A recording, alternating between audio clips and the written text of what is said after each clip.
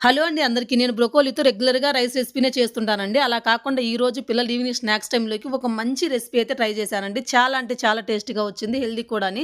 First బ్రొకోలీని చిన్న చిన్న ముక్కల కింద కట్ చేసుకొని, చాప్ చేసుకొని పక్కన పెట్టేసుకోండి. నెక్స్ట్ ఒక బౌల్‌లో అది వేసేసుకొని, సన్నగా తరిగినటువంటి ఆనియన్సు, క్యారెట్టు, కొత్తిమీర వేసేసుకొని, అందులోనే కొంచెం సాల్టు, పసుపు, కారం, కొంచెం ధనియాల పొడి, గరం మసాలా పొడి, సన్నగా తరిగినటువంటి అల్లం, వెల్లుల్లి తరుగు, అలాగే ఒక 3 టేబుల్ స్పూన్‌లొచ్చేసి శనగపిండి, ఒక 2 టేబుల్ స్పూన్‌లొచ్చేసి చూజీ రవ్వ, అలాగే కాగబెట్టుకున్నటువంటి ఆయిల్ గూడా వేసేసుకొని దీనంతటిని ఇలా మీకు వీడియోలో కనిపిస్తున్నట్టుగా కలిపేసుకొని పక్కన పెట్టేసుకోవాలి. ఇప్పుడు దీన్ని చిన్న చిన్న బాల్స్ కింద తీసేసుకొని మనం ఇలా కట్టేస్‌లాగైతే ఒత్తేసుకోవాలండి. అదేనండి మనం వడలు ఒత్తుకుంటాం గదా! అలాగే కాపోతే దీనికి మధ్యలో హోల్ అయితే ఉండదు.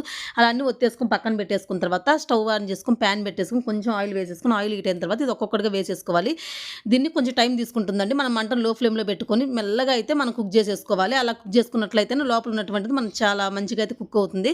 ఇంక దీన్ని టమాటా కెచప్‌తో సర్వ్ చేసుకుంటే ఎంతో టేస్టీగా, హెల్తీగా ఉండే బ్రొకోలీ కట్లెట్స్ అన్ని రెడీ అయిపోతాయి. వీడియో నచ్చితే ప్లీజ్ ఒక లైక్ అండ్ సబ్స్క్రైబ్